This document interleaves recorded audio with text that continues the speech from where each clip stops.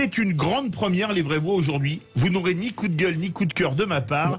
Ah mais bon on est en direct, oui, parce que c'est le premier jour et ça va se passer jusqu'à la présidentielle. Bah, il n'y aura plus de coup de gueule de vous alors. Ah mais si, mais aujourd'hui il n'y en a pas. Mais aujourd'hui il n'y en a pas. Nous sommes en direct avec Romain Ben David, directeur de l'expertise corporate et climat social, opinion et stratégie d'entreprise à l'IFOP. Fermez les guillemets. Ah putain, Romain, alors Bonsoir pardon. Philippe, bonsoir à tous. Salut Romain. Vous avez une sacrée mémoire. Quel titre vous avez, Romain? Alors franchement, c'est Dabi qui vous a affublé de ça. Non mais ça, c'est pas possible. Non mais Frédéric exagère là. Frédéric a juste marqué directeur de l'IFOP et Romain, tu vois, ça se dévisse 4 fois le truc. T'es encore en haut de l'escalier, t'as pas fini de décliner le titre. Alors bonjour Romain, bienvenue sur Sud Radio, où vous êtes un peu chez vous d'ailleurs. Ouais. Ce rolling, en quoi consiste-t-il? Combien de personnes sondées et quelle va être sa durée? Alors, merci beaucoup Philippe. Alors, ce rolling consiste concrètement à décrire le rapport de force électorale en continu. Il est organisé sur le principe d'un cumul glissant de 3 vagues d'enquête, avec une vague du jour qui est cumulée avec celle des 2 précédents. Donc, vous l'aurez compris, son principal avantage, c'est son caractère continu. Le rolling va échapper à l'écueil majeur d'un sondage qui serait réalisé à intervalles réguliers et du coup, avec l'écueil de la discontinuité entre 2 vagues. D'accord. Alors, il va durer jusqu'au 22 avril, c'est ça, comme le second tour est le dimanche 24? Oui, exactement. Il démarre aujourd'hui et il va nous accompagner tous les jours jusqu'au 22 avril, donc quasiment à la veille du second tour. Et donc tous les jours, comme c'est un rolling IFOP fiducial pour Sud Radio, LCI et Paris Match, vous l'aurez en exclusivité en radio tous les jours aux alentours de 17h02, 17h03. Ah bon. Alors mon cher Romain, on va faire réagir les vraies voix. J'ai reçu le premier rolling, on va le décrypter en votre excellente compagnie. Vous voyez, moi je ne suis pas comme les autres vraies voix, je vous parle à votre vraie valeur. 65% des électeurs prévoient d'aller voter. Bon, je l'ai faite à Patrick Roger au téléphone, il m'a dit qu'elle était très mauvaise. Ah, 65% moi, je l'avais faite avant. Hein. Ah bon, il va nous demander des droits d'auteur. 65% des électeurs prévoient d'aller voter au premier tour de l'élection présidentielle. Abstention 35%. C'est un chiffre comment? Élevé pour l'abstention ou normal à cette période de l'année? Alors, il y a 2 façons de le prendre.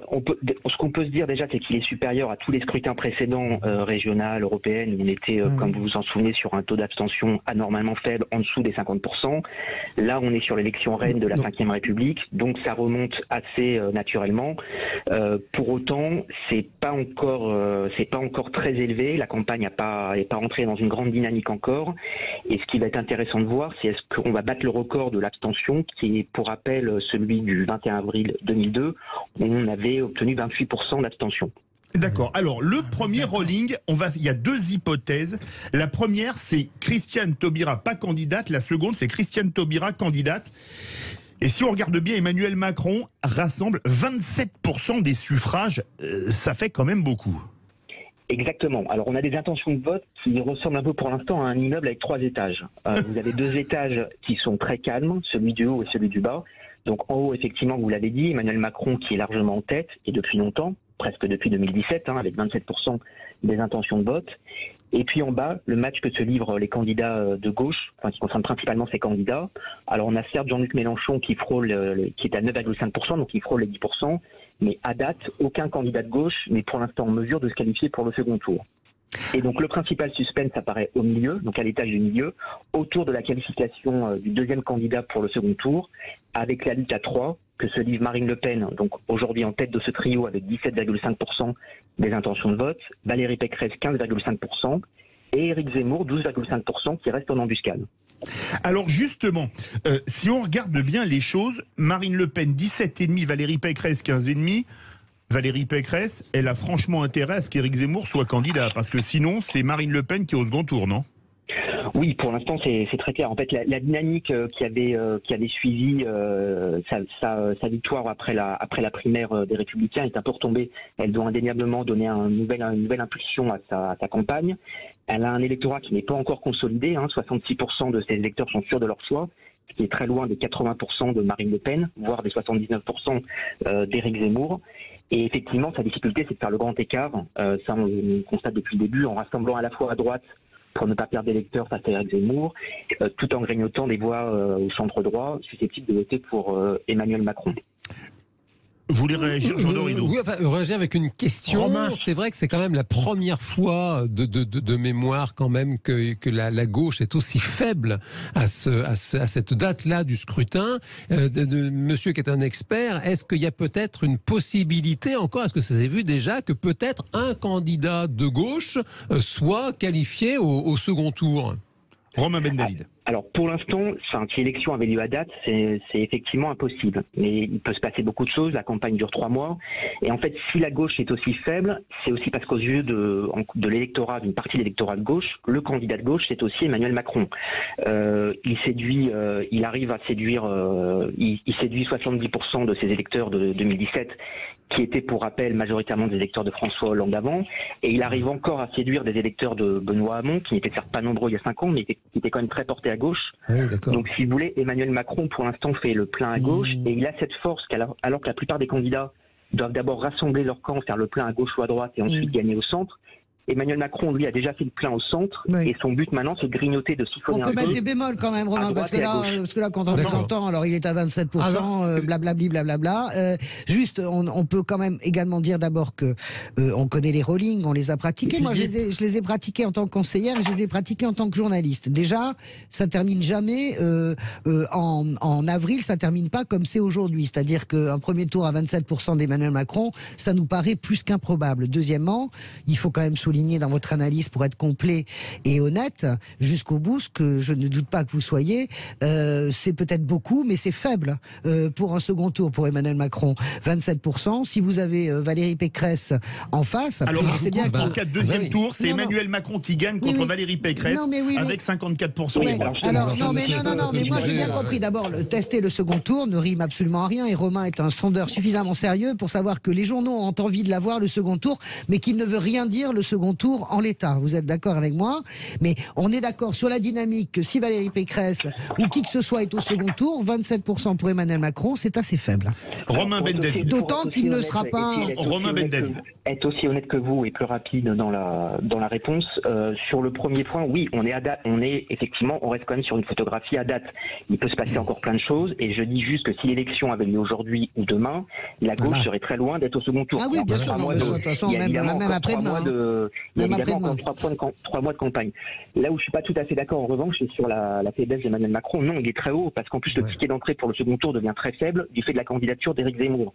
C'est-à-dire alors qu'en 2017, vous aviez une Marine Le Pen qui devait atteindre 21% pour être qualifiée. Aujourd'hui, on peut être qualifié à 17%. Donc quand on est à 27%, pour l'instant, c'est un avantage qui est très élevé. Je pense qu'il y a une coalition de droite qui est complètement évidente. Si Françoise nous permet Pardon, mon filou. Non, mais tu as raison. Romain, d'abord une question personnelle rapide. Lorsque le rolling est diffusé, tout le monde a le droit de l'utiliser. Bah oui, enfin vous en particulier. Non, mais je voulais dire, il n'y a pas de risque. Par exemple, j'ai envie de le mettre quelque part dès maintenant, j'ai le droit. Oui, vous pouvez en tout cas pour Sud Radio, mon cher Philippe, vous pouvez le publier à partir de 17h.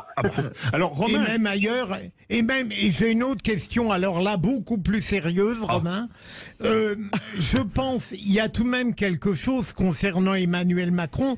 Ça fait des mois, voire plus d'un an, qu'il est toujours relativement très haut, de 24 à 27 au premier tour.